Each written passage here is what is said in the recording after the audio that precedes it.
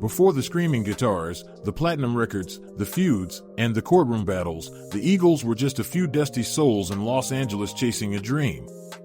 The year was 1971. Don Henley and Glenn Frey were two young, hungry musicians playing backup for Linda Ronstadt when they decided it was time to carve their own path. Henley, the philosophical Texan drummer with a voice drenched in melancholy, and Frey, the sharp-edged Detroit rocker with Motown in his veins, were an unlikely match. But what they shared was vision and unrelenting drive to craft music that blended folk, rock, and country into something new and timeless. When they pulled in Bernie Leadon, a multi-instrumentalist rooted deep in bluegrass, and Randy Meisner, a Nebraskan bassist who could hit falsettos like a choirboy, the Eagles were born. Their sound? Pure West Coast, a blend of harmonies, wanderlust, and a kind of aching optimism that only the early 70s could produce. Their self-titled debut, released in 1972, introduced the world to songs like Take It Easy and Witchy Woman. Behind the smiles and the polished image, though, tensions were already bubbling. Frey was a perfectionist. Henley, a control freak. The dynamic was explosive, even then. But in the golden haze of Laurel Canyon, that friction was fuel. By 1976, the Eagles were no longer just another California band, they were the band. Hotel California wasn't just a record, it was a cultural moment. The haunting guitar solos, Henley's cynical lyrics, and the polished studio wizardry turned the album into a juggernaut. It went multi-platinum almost instantly and catapulted them into superstardom. But behind the scenes, things were falling apart. The money started flowing. So did the drugs. Cocaine became a staple in the studio, on the stage, and in the boardrooms. Don Felder, who had joined in 1974, brought a harder rock edge to the band, and with it, a new layer of conflict. Felder clashed with Frey constantly. The sessions for Hotel California were grueling, with endless takes, rewrites, and ego battles. The track Life in the Fast Lane wasn't just a song, it was a documentary set to music. Henley and Frey, by now known as the gods within the band, began calling the shots on everything. They ruled with an iron fist, and the others resented it. Bernie Leadon, feeling sidelined, quit. He famously poured a beer over Frey's head before storming off. Success had become a curse. The album that defined them also began to destroy them from the inside. To understand the unraveling of the Eagles, you have to understand the era and the drugs. The 70s weren't just about flower power and denim jackets, it was about excess. The Eagles, once clean-cut cowboys harmonizing under a desert sky, became captains on a ship steered by paranoia and powder. Cocaine wasn't a weekend indulgence. It was a daily ritual. It greased the wheels of creativity, sure, but it also made tempers shorter, egos bigger, and patience non-existent. Don Felder once described their recording sessions as a haze of substances, where decisions were made between lines, and fights broke out between overdubs. Henley, the deep thinker of the group, spiraled into cynicism. Frey, always the dominant presence, became increasingly aggressive. The more famous they became, the more isolated they felt. Their world was private jets, glass tables, and hotel rooms they barely remembered trashing.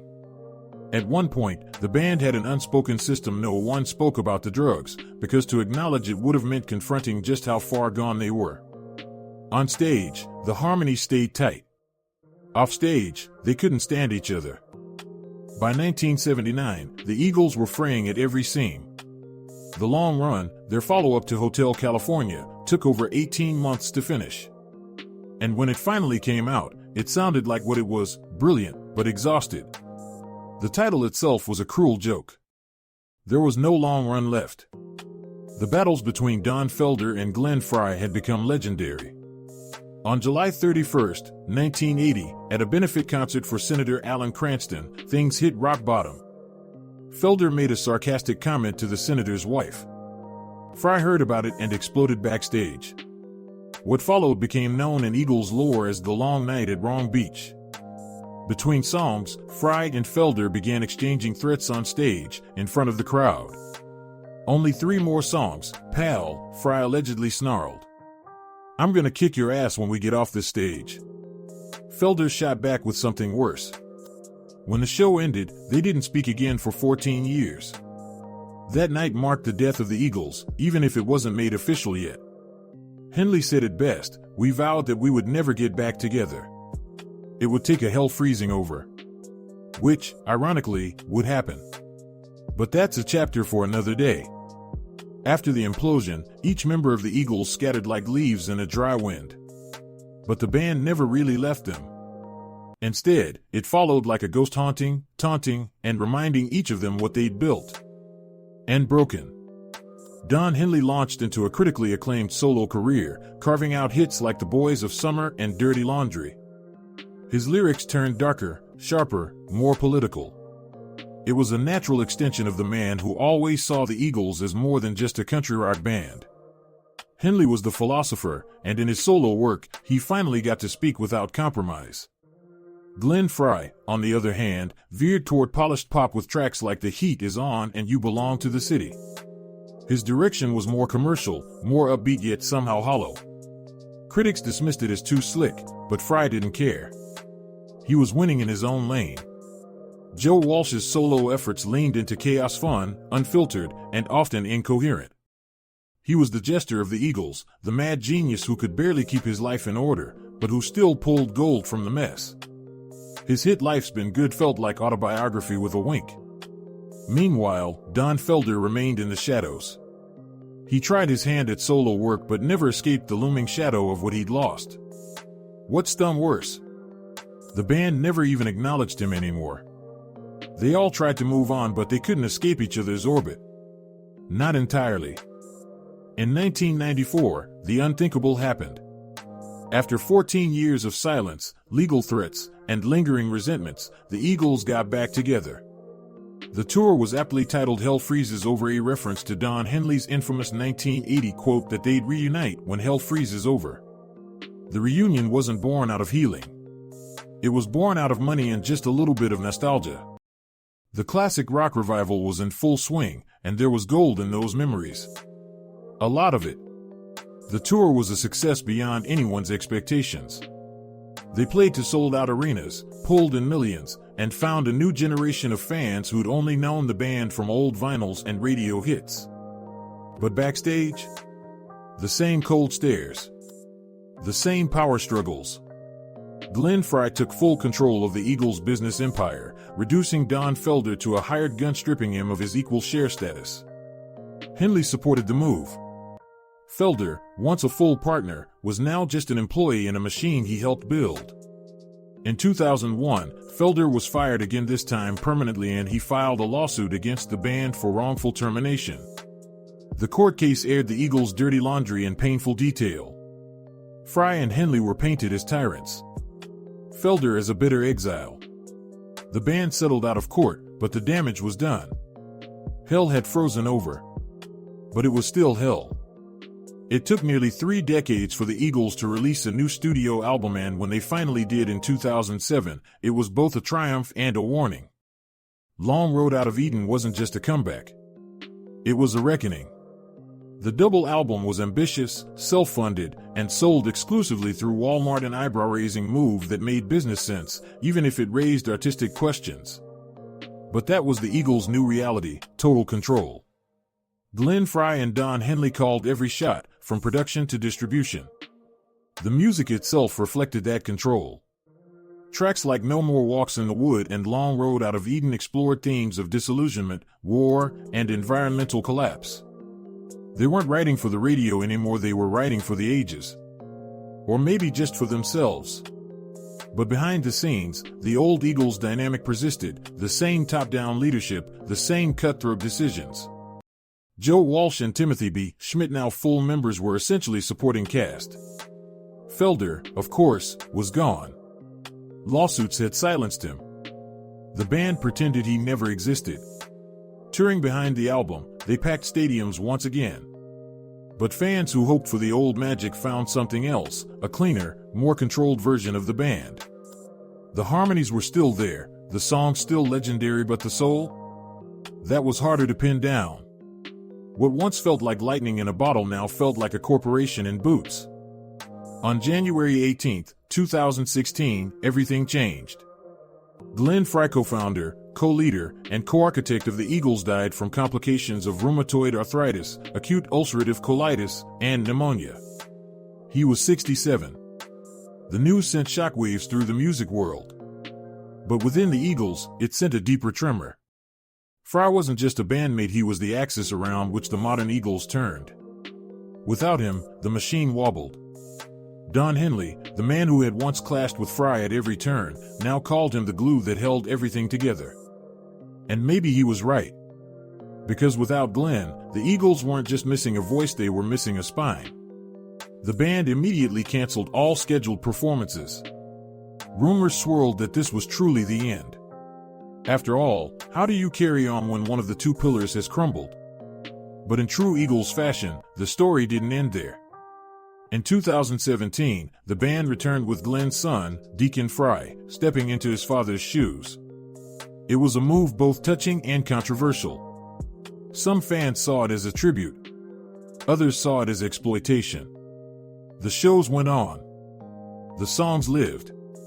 But the Eagles, as they were in their prime, were now a memory. And perhaps that's where they belonged. Bringing Deacon Frey into the Eagles wasn't just symbolic, it was strategic. The move allowed the band to maintain its brand while packaging the loss of Glenn in a palatable, almost storybook way. It was easy to promote, the son rises in his father's place. But for a band that once thrived on rebellion and raw emotion, the maneuver felt sanitized. Deacon had the look, the voice, even the mannerisms. But he wasn't Glenn. And the Eagles weren't the same. The harmonies held, but the emotional engine had shifted gears. Don Henley became the dominant figure, grizzled, weary, still stern. The quiet poet had become the de facto CEO of an aging enterprise. The band also recruited country legend Vince Gill, a respected, low-ego musician whose presence brought credibility and vocal power. But Vince was no troublemaker. No ego wars. No power grabs. And maybe that's exactly why he fit in. With Henley, Gill, Schmidt, Walsh, and Deacon forming the new core, the Eagles continued to tour. The shows were sleek. Set lists immaculate. Audience turnout? Massive. But there was a strange sterility beneath it all, like watching a cover band of themselves. An incredibly well-funded, historically authentic, legally trademarked cover band. And for all the legacy talk, one question loomed: was this still the Eagles? Or just the brand they left behind? Don Henley had always fought for control of lyrics, of vision, of meaning. After Glenn's death, that instinct doubled. He wasn't just protecting the band. He was protecting a legacy. His legacy. Behind the scenes, Henley took more and more responsibility for business operations, song licensing, and even lawsuits against bootleggers and fan websites. He sued YouTubers. He sent takedown notices to tribute bands. He ensured that only the officially sanctioned version of the Eagles could exist. Felder's tell-all memoir? Henley denounced it as betrayal. Fans who tried to document the Eagles' history online found themselves smacked with legal threats. Even Hotel California lyrics couldn't be quoted without triggering lawyers. To some, Henley was simply safeguarding the work. To others, he was rewriting history. Meanwhile, the band avoided the studio. Long Road Out of Eden seemed to be their final creative chapter. No new albums. Just live shows, greatest hits packages, and box sets. Henley, a man who once wrote lyrics about revolution and freedom, now seemed consumed by preservation. And perhaps that's the greatest irony of the Eagles, a band that once stood for wild freedom, emotional chaos, and untamed artistry had become the most controlled, calculated machine in rock and roll. They didn't just sell out stadiums. They sold control of their own myth. Joe Walsh was always the odd man in, the one who brought just enough chaos to make the Eagles unpredictable but not enough to destroy them. In the 70s, his blistering solos and offbeat personality added color to the band's finely manicured image. But in the post-reunion years, Walsh was a paradox. He was sober finally. But sobriety didn't mean silence. Joe still cracked jokes on stage, still riffed with the crowd, and still brought a spark to every solo. Yet behind the scenes, his influence waned. Don and Glenn called the shots. Joe was a hired gun with tenure. Fans loved Joe for his authenticity. He wasn't political like Henley or pristine like Gil. He was flawed and brilliant and honest. His guitar solos on Hotel California and Life in the Fast Lane were legendary lightning in a bottle. But in the latter-day Eagles, those flashes of brilliance became carefully slotted moments in a rehearsed, tightly orchestrated set. There was no room for unpredictability anymore. And that hurt Joe more than anyone. He had once thrived in chaos. Now he was boxed in, respected, but restrained. He was a rock star in a retirement tour, and he knew it. The guy who once smashed hotel rooms was now thanking Marriott for the executive suite. The irony? Joe Walsh may have been the only one still capable of actually surprising anyone. But the Eagles didn't want surprise anymore. They wanted safety. Timothy B. Schmidt rarely made headlines. He wasn't the founding member. He didn't feud publicly. But his presence in the Eagles was deceptively powerful. When he joined the band in 1977, he brought an ethereal voice, melodic instincts, and an ability to fill gaps musically and personally. He wasn't brash. He didn't demand attention. And perhaps that's why he was never treated as an equal. In many ways, Schmidt was the connective tissue. He sang the high harmonies that made I Can't Tell You Why so haunting. He kept the peace when egos clashed. And when Felder was fired and the lawsuits flew, Schmidt stayed. Not because he was passive, because he understood that surviving in the Eagles meant knowing when not to speak. Over the years, his songwriting was underused. His voice, undercelebrated. Yet his contributions remained critical. Every harmony, every live vocal blend, depended on his precision. He was the most reliable man in a band famous for falling apart. In interviews, Schmidt rarely criticized his bandmates. But you could sense the weight. The unspoken truth that in all the battles for credit, for control, for legacy, his name was often missing. Yet without him, the sound wouldn't hold. He was the ghost voice of the Eagles, haunting, essential, and always just out of the spotlight.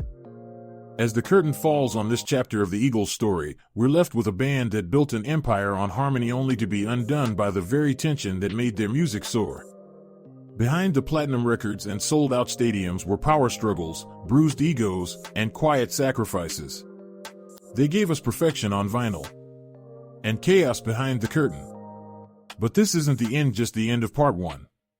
In part two, we'll dive deeper into the aftermath, the lawsuits that changed everything, the strange silence after Glenn Frey's death, the controversial legacy tours, and what really keeps the Eagles' name alive today, decades after their prime.